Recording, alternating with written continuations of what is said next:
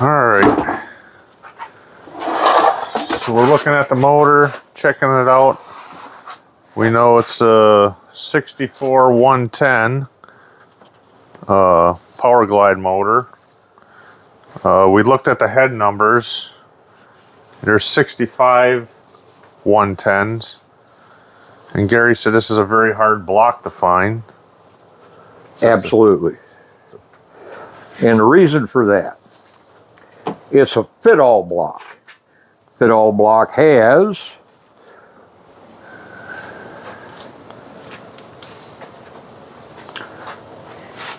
a part bored in the engine block to fit the dipstick tube for the FCs and the little wagon. Okay, Lakewoods, okay. Right. On this side of the engine, it has a boss here for a 1960 cooling fan. What do they call them? Thermostat. Then the thing goes up inside here for the air damper for the top of the engine for a 1960. So insofar as GM made these engines just as a fit-all for any Corvair that came into the dealership that needs an engine. So General Motors made these to fit all of them from 1960 to 69. All you had to do is bolt on all of the sheet metal, change out a few parts, and it'll go in any of the cars. So it came out with 164 cubic inch.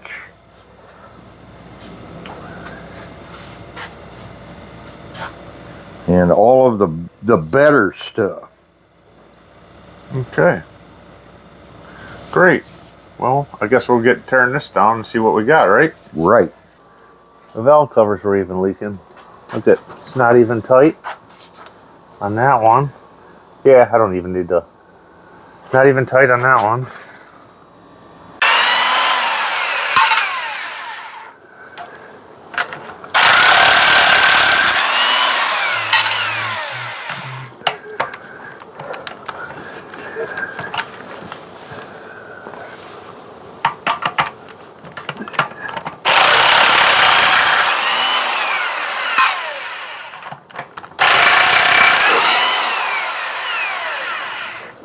Come on.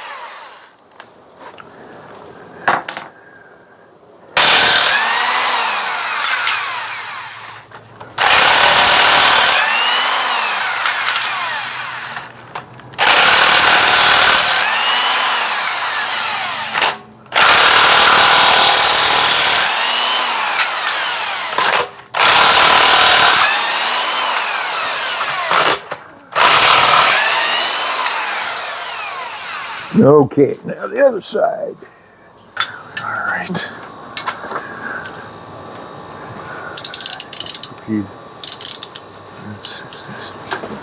All right, I already took these two screws out, 9/16 here for an oil cooler. 3/8. And a 3/8. Okay, that's where there's little gaskets in there? Yep. Yep, okay. Are they the good ones? Let's see. Nope, these are GMs. They're not Viton. Viton? No wonder they leak. Okay. You just check the gaskets. They're in here. You said your GM ones are not Viton? Right. Those are the good ones. They last longer. The Viton ones. Pulling the fan shroud off. 5/16. 4 bolts. Or fan shroud. Fan blade. Itself. The fan itself. Yep. We use that one, reuse it? Yeah, well, yeah, if it cleans up good. Okay.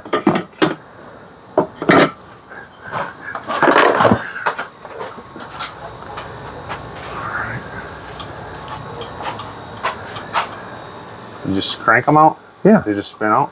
Mm-hmm. Okay. I didn't want to pull them because I didn't know. Oh, okay. I got you. Something you knew, didn't you? Nope. Something I Now learned. you do. They're threaded together. And that's for the choke. Yeah. Go ahead and get that. Go ahead and get that one off.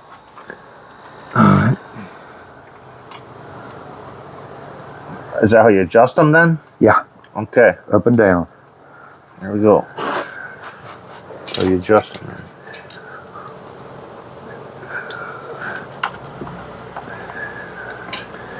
You said different years. There's a different length of these in some of them, right? Two different years have two different lengths, but they'll be all right. All right. I hate doing this, but I'd rather save the head than to cut the nut off with a chisel. Yeah, we got to strip the nut on there. Last one, of course. It's always the last one. So I'm gonna cut it. I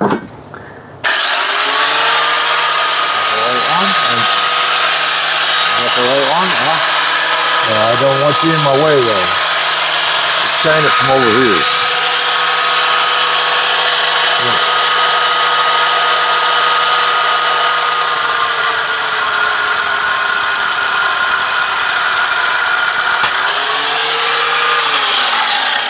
Came right loose, you hear it? Yeah, she was nice and tight. We had Yep. no choice but to cut it. Right. She was rounder than round Yep. on there. All right. All nice. We're good. Okay. It's like you did this a time or two. I have.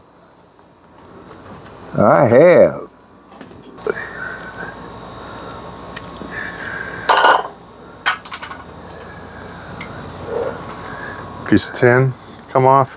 Yep. All right. There went that bolt.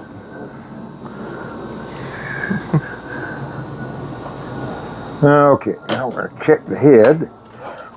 Oh hell, we don't have to check it far, do we?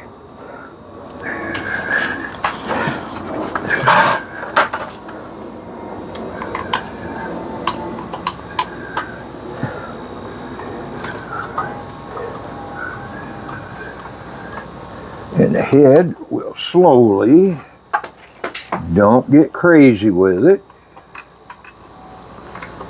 Just work it from the top and the bottom a little bit. Yep. Rock it Yep. on the head.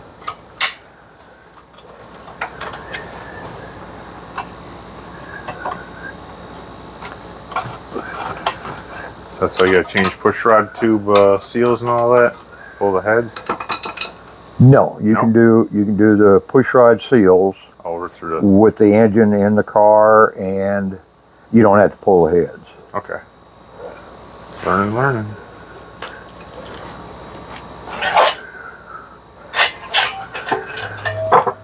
There's one. And now for the other head.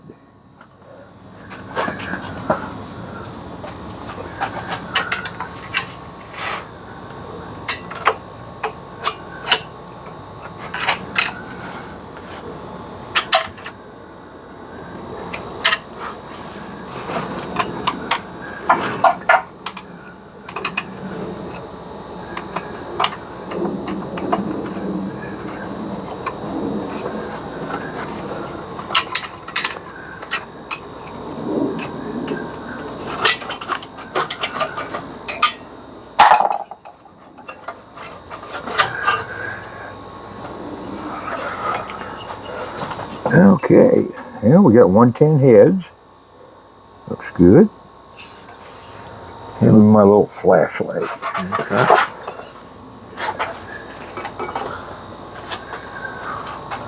What I'm looking for is head gaskets that are blown, and those look pretty good. That looks pretty good. And how would you tell if they're blown? The head gaskets, there's a mark through them. mark through them. Okay. Yeah, where they're heated up, blown out. Oh, It's just casting. just a casting. Yep, not a problem. All right, let's check this side.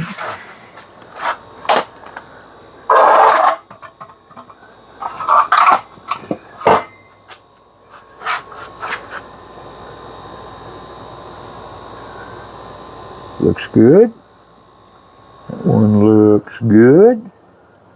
And that one looks good. All right, where are the head gaskets on here then?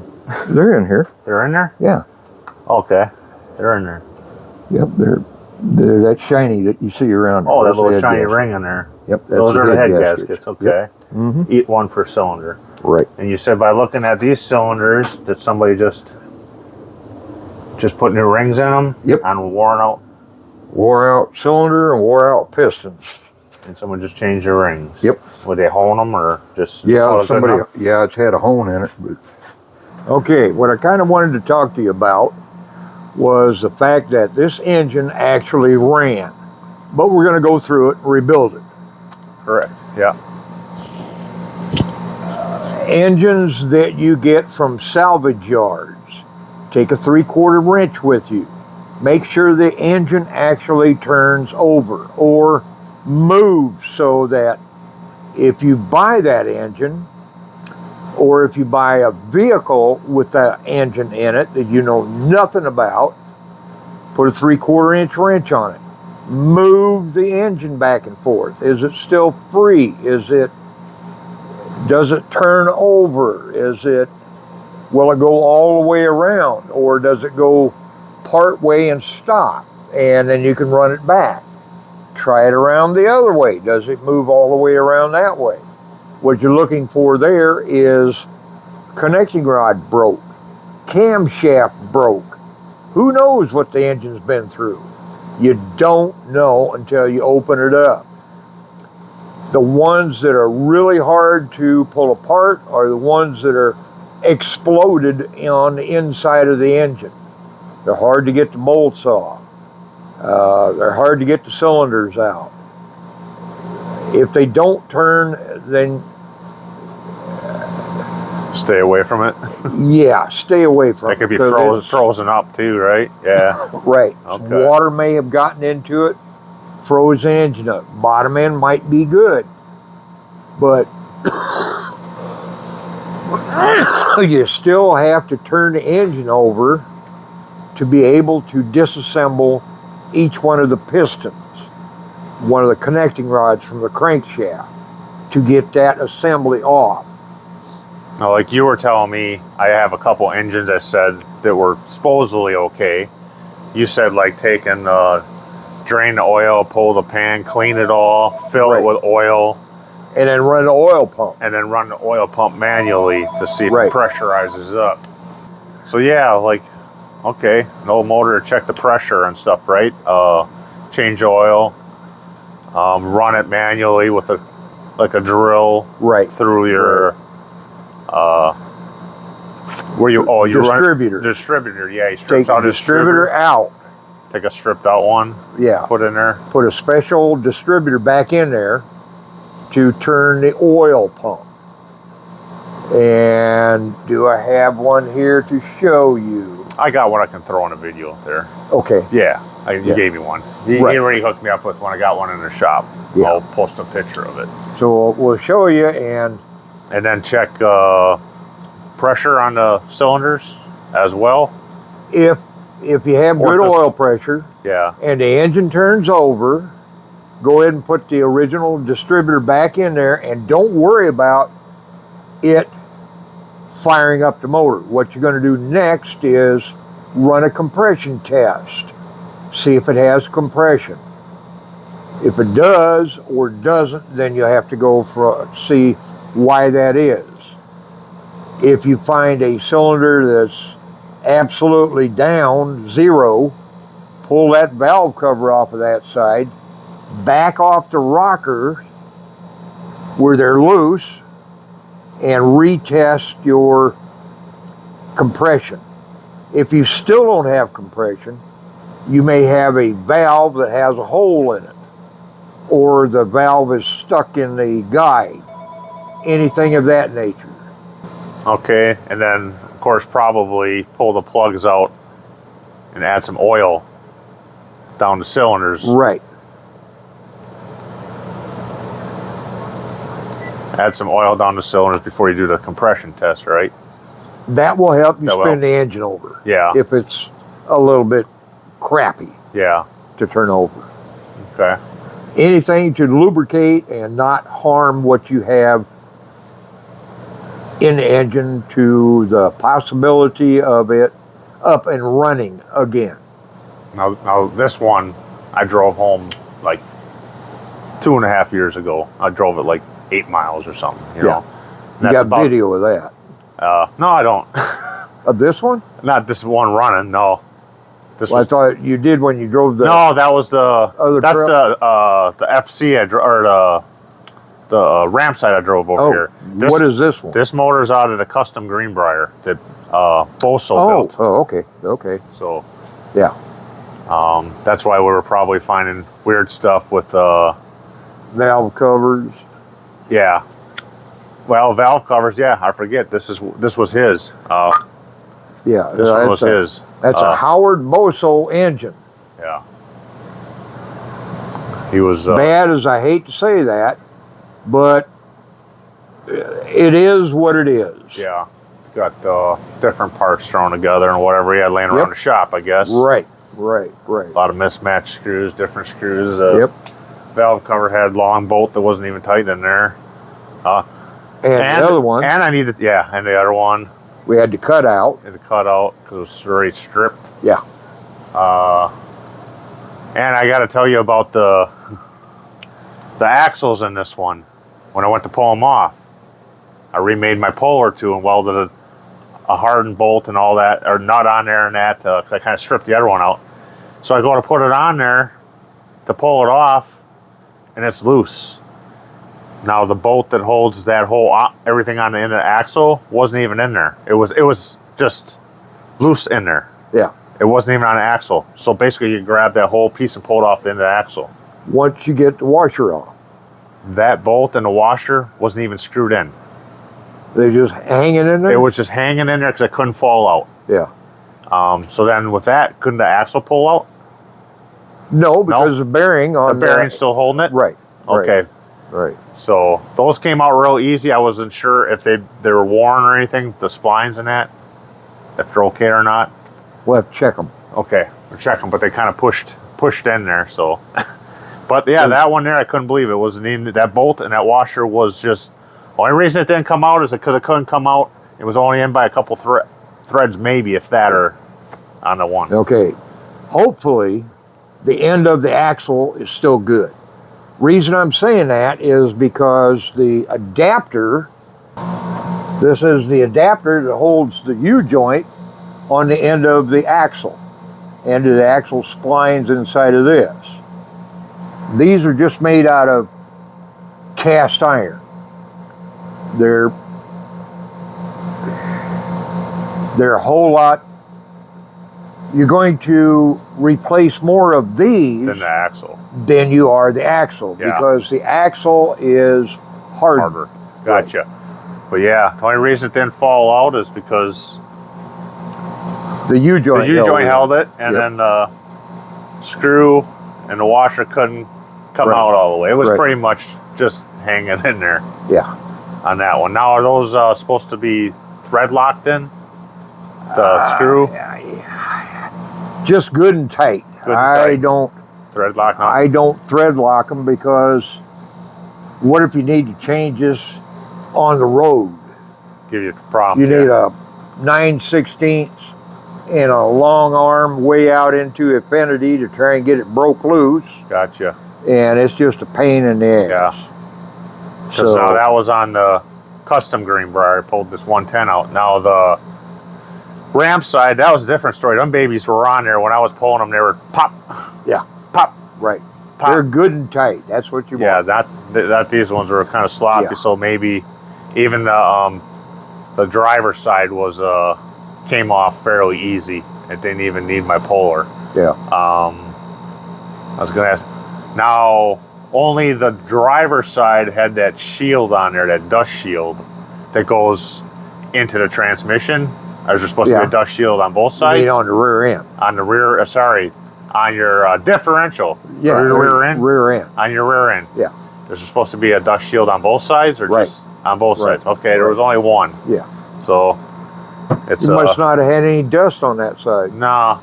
Like I said, whatever you had in the shop to put it together, I guess. So Right. find lots of weird stuff on this one too, as well as the ramp side. So yeah, but we'll get it correct. Yep. Okay. That's the way to do it. Okay, this I'm going to take off the blower cover.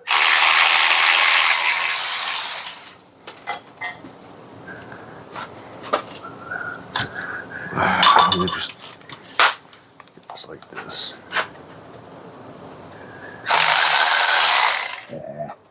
Get on there. Get on there and stay.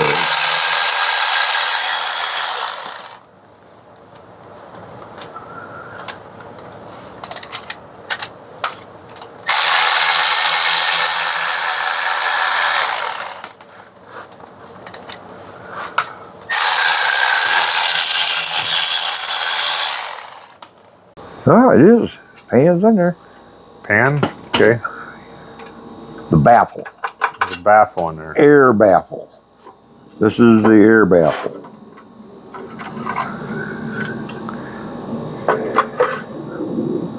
Oh, that's got to be clean. You want to try and clean that?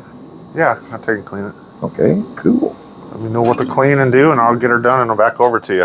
All right. Look at you split.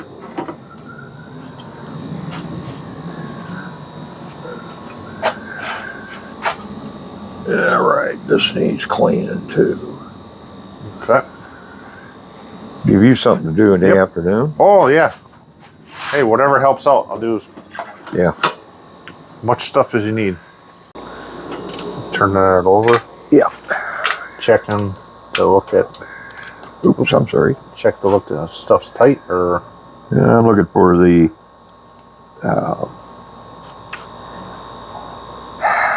crankshaft numbers.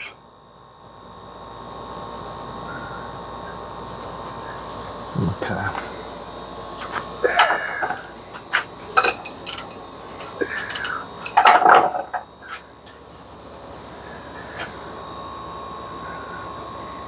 Not on there, not on there.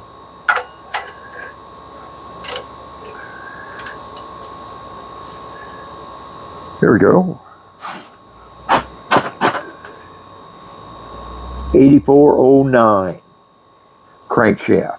Okay. So look on your Junkyard primer? yeah. No, not there. Yeah, right there. Right there. 8409. 8409. Yep. That's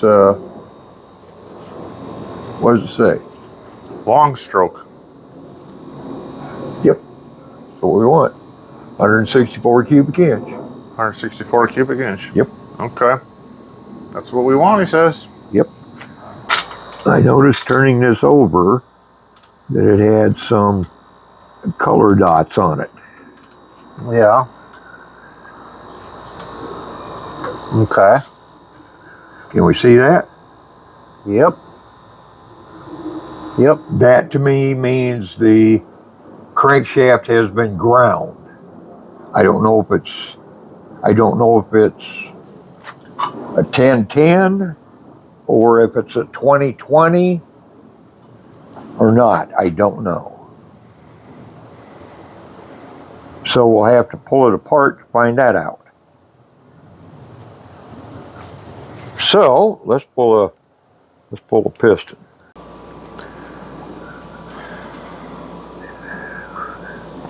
Just taking off what? Connecting rod? Yep. Pulling a piston. piston and a connecting rod off the Alright. crankshaft.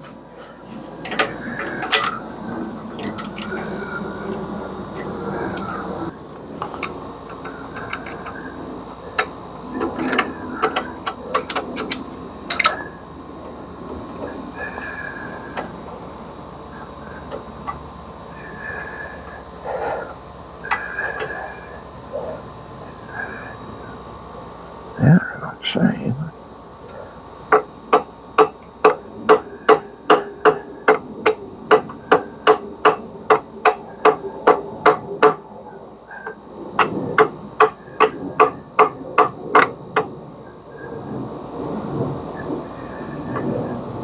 Come on, baby.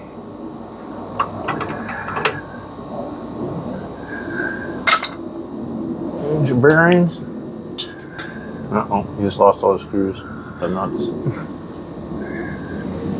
I got hundreds of them.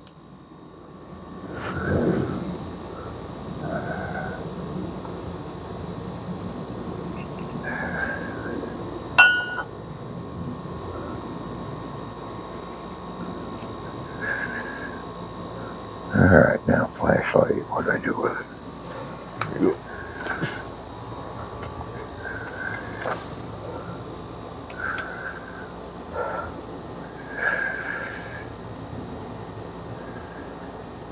And by the size of the bearing, they tell you if something's been ground and changed. Yeah. Well, this is original, so yeah. GMs.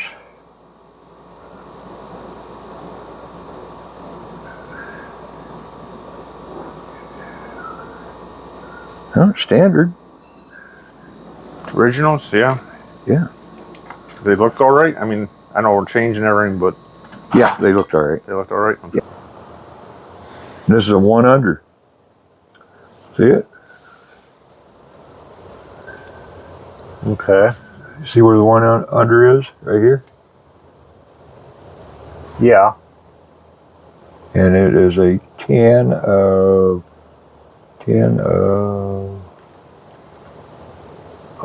08.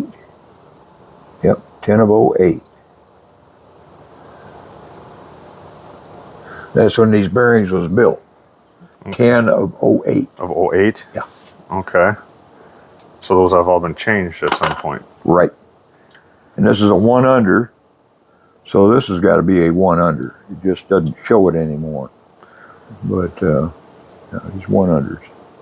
And are we using any of this stuff that's here? The jugs and the pistons? No. Nope, just changing it all. Connecting rods? All that stuff? Probably wheel rods. Okay. Okay, on the connecting rod piece, see where the slot is right here? Yeah. All right, that is to match up with the slot on there. Okay. Yep. Okay? And the reason for that is that holds these bearings in because these have a slot made in Well, it's got a little on the bearing. piece that comes out that they sit Right. in. Okay. Mm-hmm.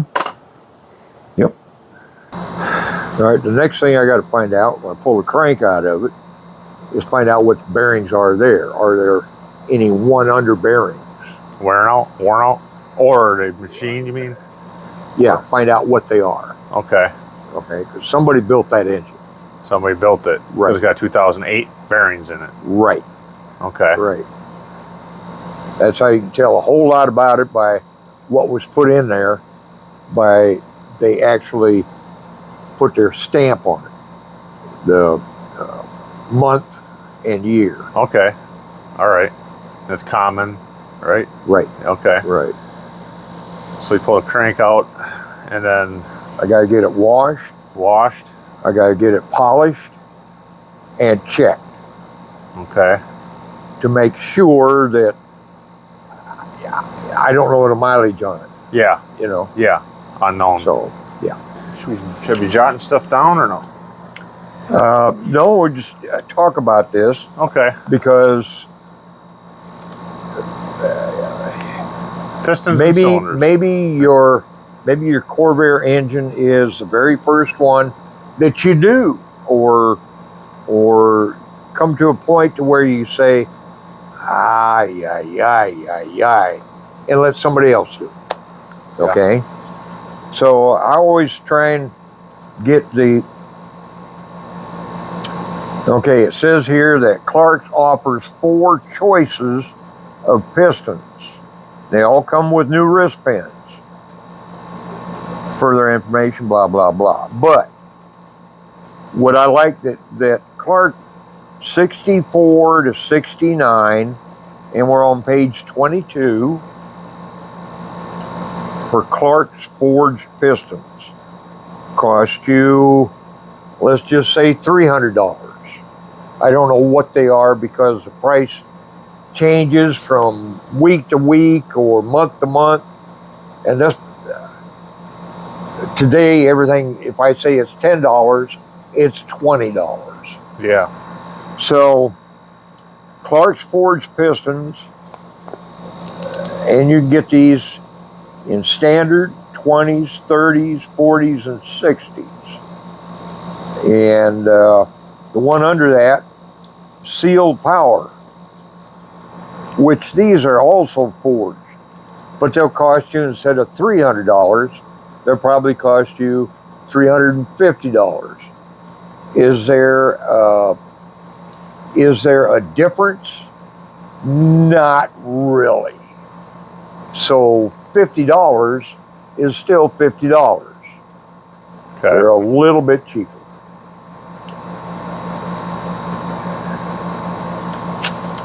Now, the other thing is, Clark's does a very good job of boring cylinders, and you can get from them cylinder and pistons, or some bored cylinders. You actually don't need brand new cylinders, because you're taking old ones and boring them out 30 thousandths or 40 thousandths if you want to go that much, or 60 thousandths, which is a max. I always look at it as, if you bore them at 30, you still have 30 thousandths 20 years from now to bore it out another 30 thousandths. You're not ganging much anyways, boring out bigger. Right. So what you're saying, you can buy brand new ones or bored out ones that are basically rebuilt jugs, right? Cylinders. Right. From them. Right. Yeah. Right. It's a core charge. They want your old ones so they can... They want your old cylinders to replace them from the stock that they have pulled out of to do these. Okay. Now, from what I've seen on that engine, we have a good set of cylinders that we can send back to them. Okay. Now, do you have them bored out, or do you have plates around? Set on the shelf that they bore. Yeah, but or do we go to a shop around here and have them machined out? What do you do? Get them from Clark's. Get them from Clark's. Right. Just buy them from Clark's. Be done with it. Be done with it. Right. Gotcha. And what a lot of people are doing is they're buying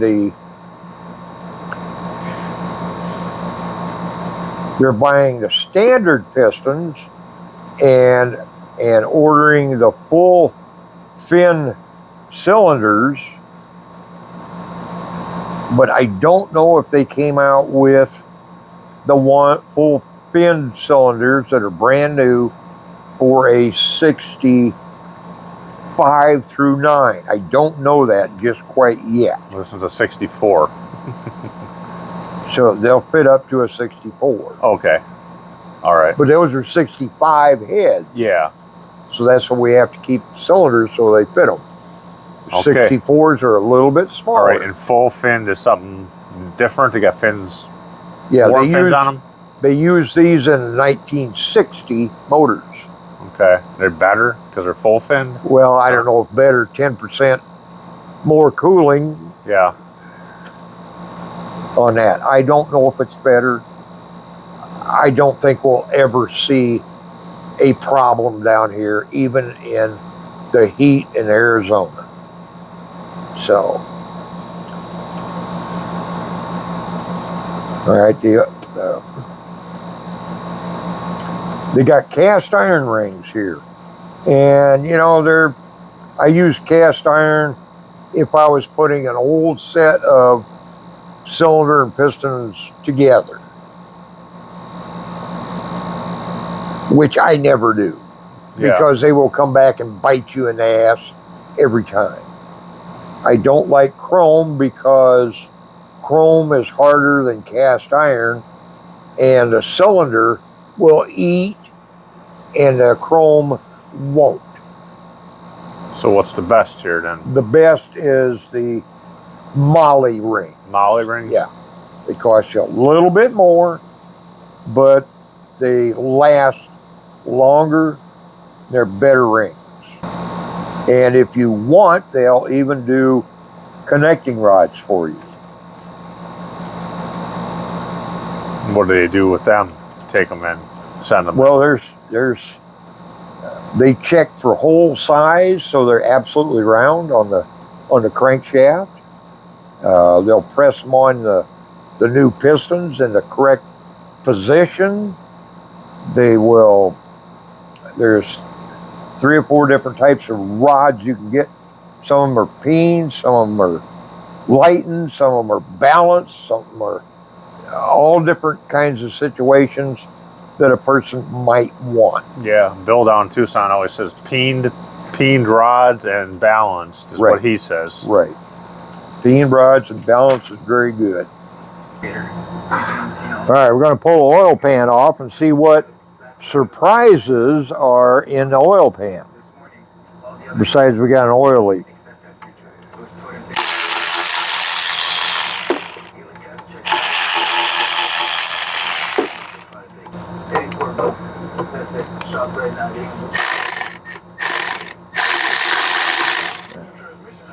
Okay, I need you to get a screwdriver. All right, that one's not coming out. Right, so we're going to help it out. Industrial area in Archer Heights and the state park there until an hour before it begins fire. All right, I need you to go in between, just on your gasket and everything, just kind of pull it towards me. Oh shit, look at there. Done deal. A stripped one. Yep. We'll fix that.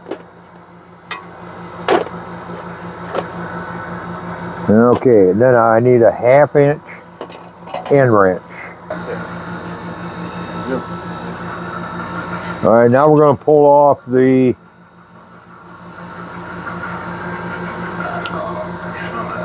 oil pump pickup.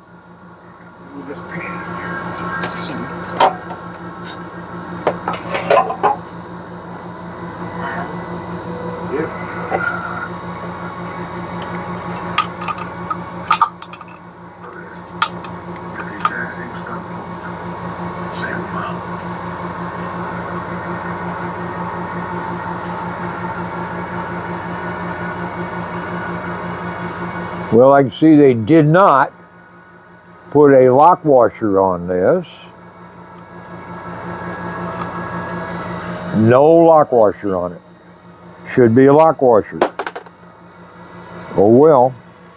Now, does that come out easy? Yes, it does. Now, I have to clean that sumbitch up. Somebody beat the shit out of it. No reason for being messed up. Nope. It's got crap in it. But that's what the screen is for, to keep the crap from going in the engine. All right, I'm going to attempt to take out the lifters. She's a magnet.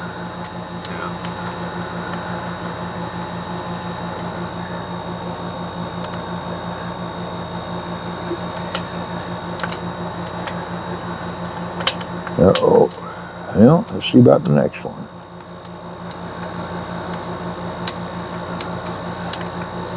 Well,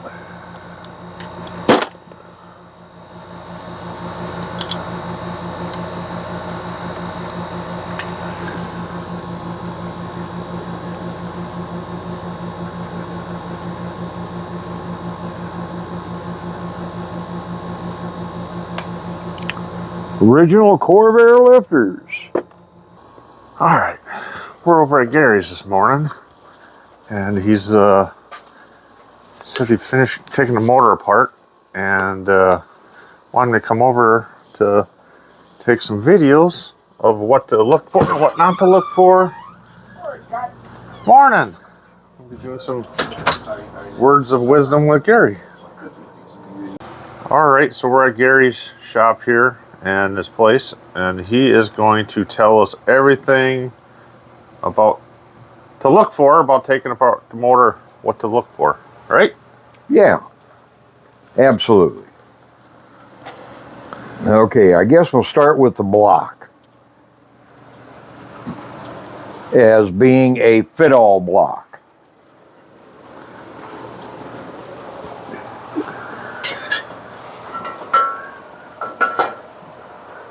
Okay, here's our two holes that's on the engine block for the 1960 thermostat that goes up through the top to hold the air system for the engine. And that's only on a 1960s. Right.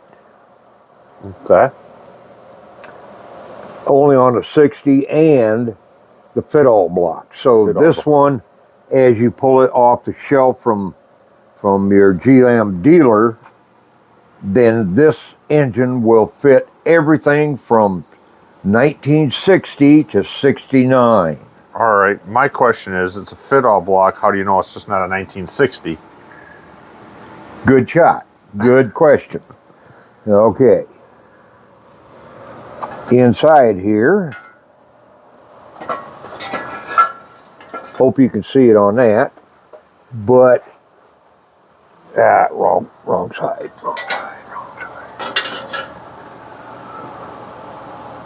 No, I guess that was right.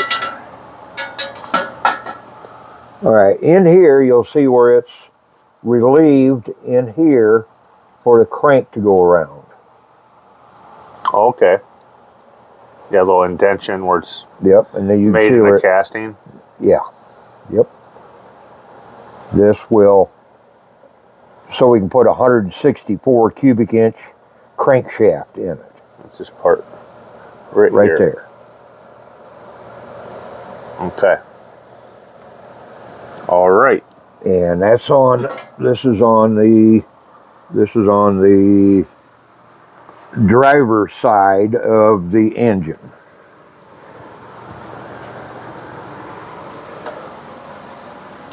This is on the passenger side of the engine, which here's your Fitall block that'll take care of the dipstick for the FCs. FCs and the little 5-passenger station wagon. Okay. Like woods. Yep. Okay. All right. And you'll notice that the dipstick hole on this is not drilled. The boss is there, Okay. but the dipstick hole is not. Okay. So that at the dealership would have to be drilled for a car. And this one side here is also stroked, which is a whole lot better to see on this one. Okay. So that means it would be stroke, so it's got a longer throw. Right, for the 164 cubic inch. All right. Now the crankshaft. Crankshaft, we're going to check the numbers on it. There'll be stamped numbers in it. Yeah, where are they? Right here. Okay. 29B. Yep. And on the other side will be your forged. That's what you're looking for, is your 8409. Okay. What does that tell us? This is a long stroke crankshaft. Okay. And that information would probably be in Junkyard Primer also? Right, and it is. Okay. And this is a hardened Nitrate crankshaft. And how do we know this?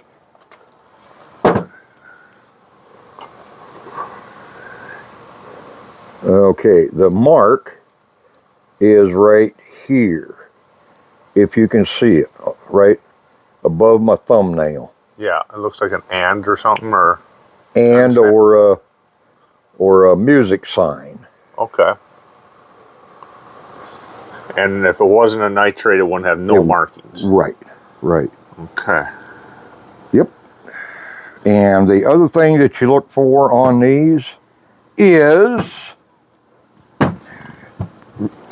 this a standard crank or a automatic crank or set up from the factory? Standard or automatic, and you can tell that from the crank. They're Yes. different. Yes. The difference is in the gear that's on the back of the crank. On the back of the crankshaft, because these are pressed on. Okay. So what they did was they offset the gear versus the what the hell you call that?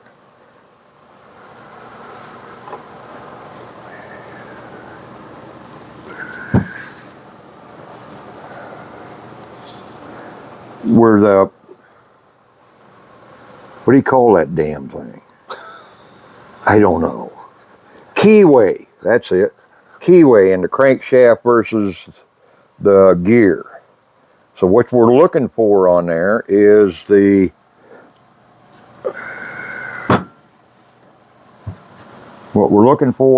mark on the gear adapter to align your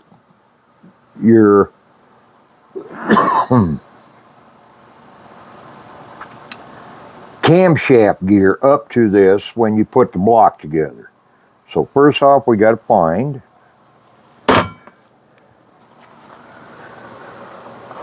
and it's usually a mark on the crank on the seal stop, you might say, with a round impression.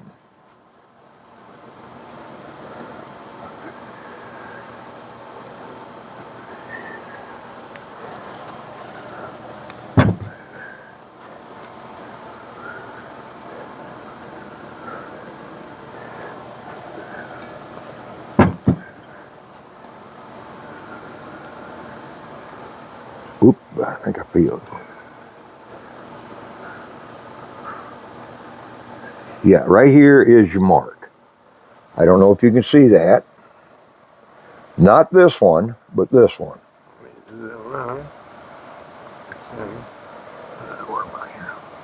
That little, that circle dot? Right, right. Okay. It's almost a circle. Okay. Looks like it's almost stamped on there. Yeah, it is. Okay, and that tells us that it's... That this is the gear, this is what you line up your camshaft gear onto the crank. Okay. And now to tell whether it's a standard shift or an automatic. Let me get a flashlight so we can see. What happened to our flashlight we had yesterday?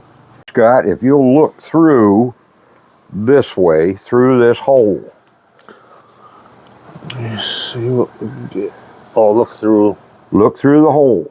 That hole, yeah. Okay, now is that gear, is the starting of that gear, is it right dead center of the hole? Right dead center of the hole, or to the left or to the right? There. Okay, let me look here. Now, yeah, it's to the right. To the right, or... It's to the right, this way. Yes. Well, I clock them. So is it 11 o'clock or 1 o'clock? All right, now what Gary's got me doing is he's got the mark, the little stamp zero looking mark on there. And we got this thing standing straight up and down like a clock. And you can see the gear in there is probably not straight up and down, it's to the right, like 1 o'clock. So that means... It is a standard shift. if it was at 11 o'clock, Okay, to the left. Okay. then it is an automatic crank. Okie dokie. And the difference on that is like 2 degrees. That's about right then. Okay. So we got a standard shift nitrate crank. All right, now on the pistons. Pistons and cylinders. Okay. As we took them out, I noticed that on the bottom of this piston and cylinder, it's got 3 shims.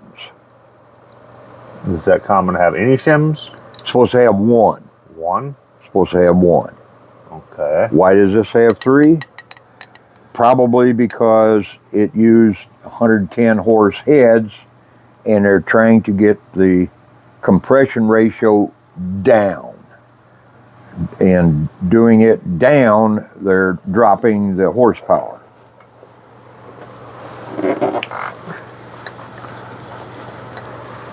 These are GM pistons, where this one here is a GM piston. You can see from the hole and the notch. Okay. The hole in the notch. Yep. What does the hole in the notch do? Well, this tells you that this piston is offset. I forget how many degrees, but it's set up so under power, it doesn't destroy the piston. Alrighty. So, okay, this is like I say, a GM piston.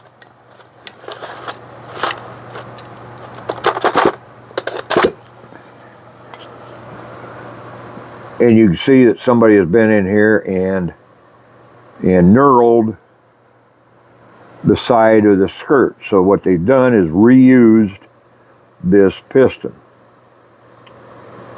Let's see. Oh, okay. I can see the knurl on there. Yeah. That's to hold the oil? Or no? No, that's to make it a little bit wider. To make it bigger because they knurled Right. it. Because, okay, that adds more material on the outside. Right. So that's kind of like what? Cheating? A cheap way of doing it. Is Okay. that common? A common practice? Or? Yeah, for cheap rebuilds. All right. I don't do cheap rebuilds because they'll come back and bite you. How come this one's got a hole in the center? All right, this one here is a replacement piston, which is forged. This one here is sand cast. So someone was in the motor and they just Yep, they replaced one. replaced one. Here's what the bottom of the piston looks like for a forged piston. And the top, well, this is even a used forged that they have.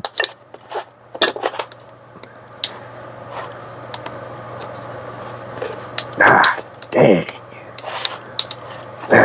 Anyway, what they've done to this one is also knurled I it. see that. So they pulled this out of something else engine that was blowed up and then used the best one or so and knurled it to fit these old wore out cylinders.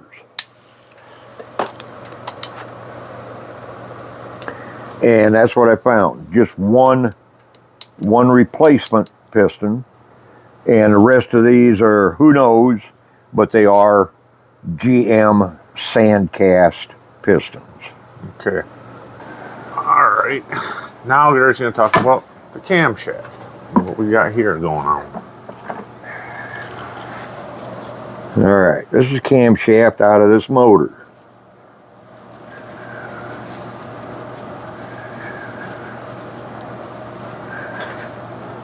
And if we'll notice on here, this is an 891 GM number that you'll find on this.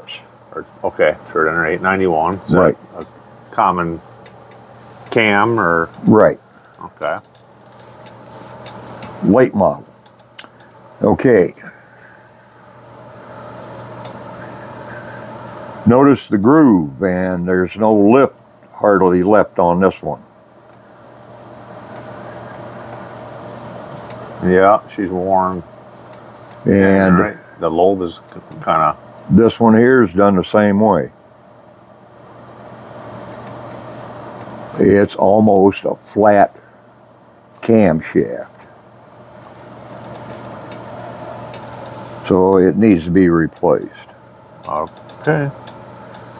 And we put a better one, different one. A 304 cam. General Motors' last design camshaft.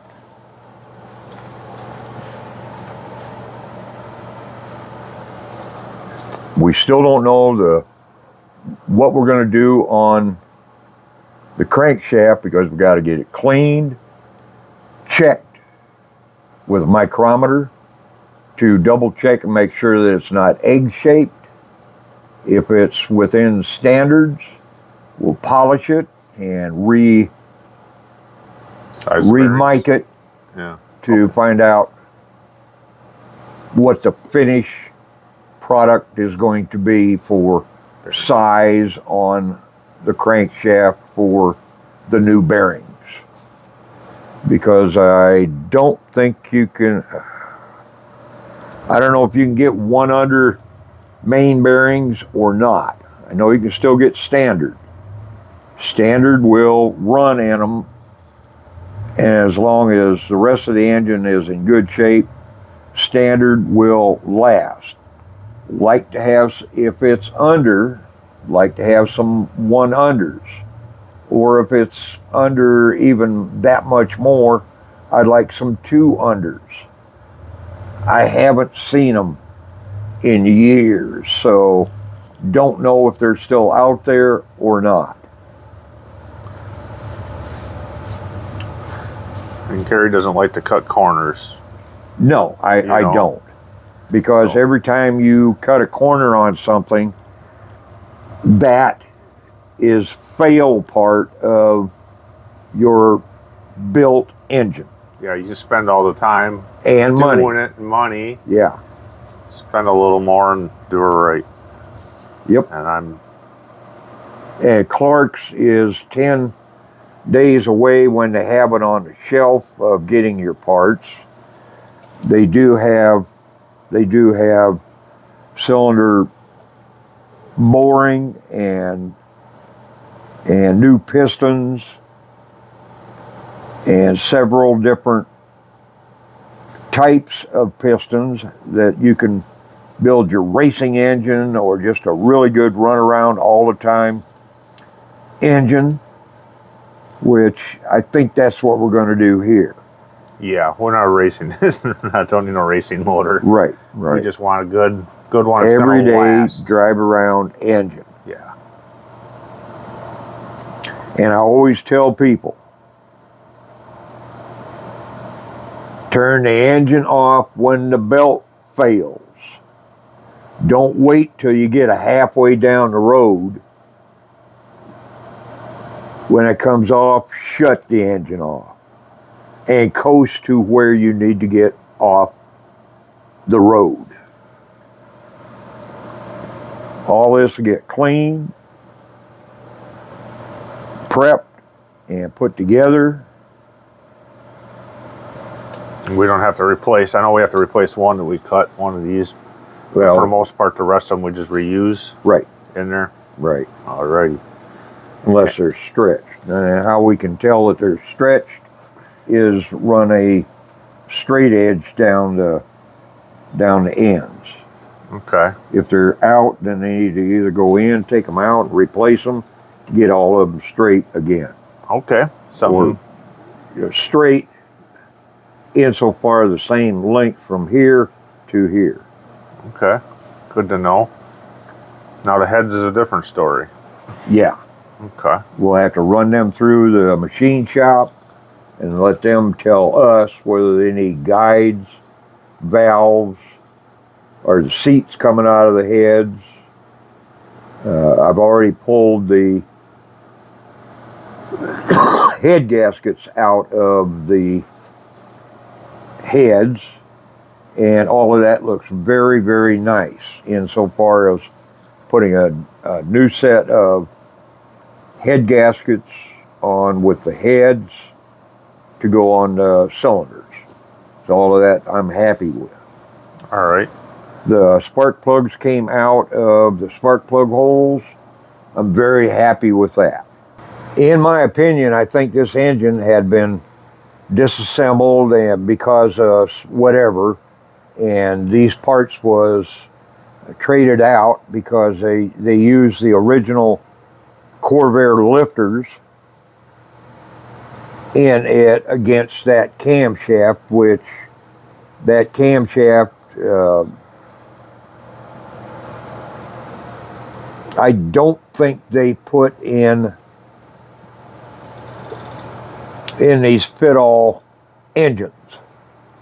I think the 304, because I think they started making these Fitall blocks when GM had too many Corvair different engines sitting on their shelf. So they needed to find something to make their amount of parts on the shelf lower, so they, as the newer cars came out, they needed room.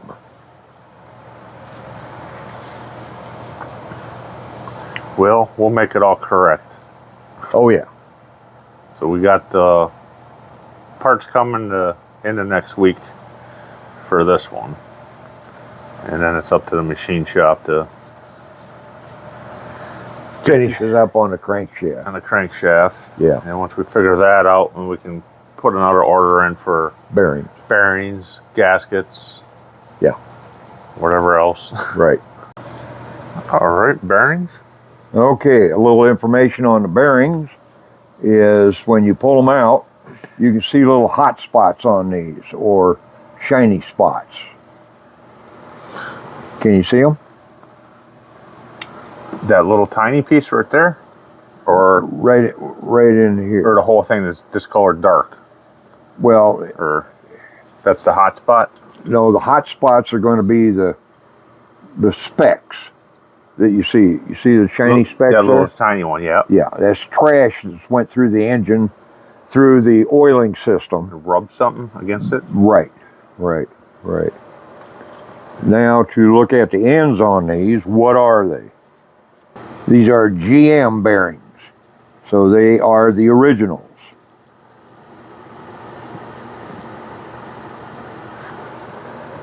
Still standard. Then if you can see the markings on here,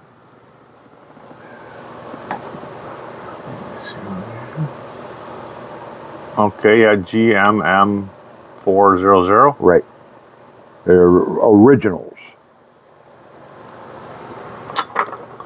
They weren't originals, They wouldn't have GM stamping on them. wouldn't have GM stamping on them. Okay. Right.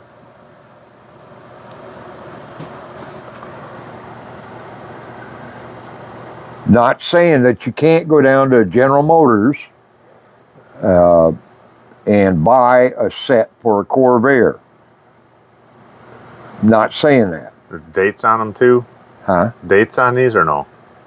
Well, I hadn't seen anything for dates on them. Okay, I thought we had a date on one before. We did. 2008. Right. And there's one set of bearings on the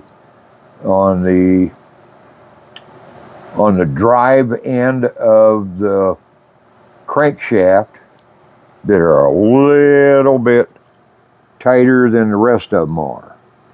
And I was going to see if I could find that son of a gun. You notice that when you're taking them apart, they're tighter? No, No? in the box they're tighter. Oh, in the box. Okay. Yeah. Mm-hmm. Oh shit, I think I see a date on here.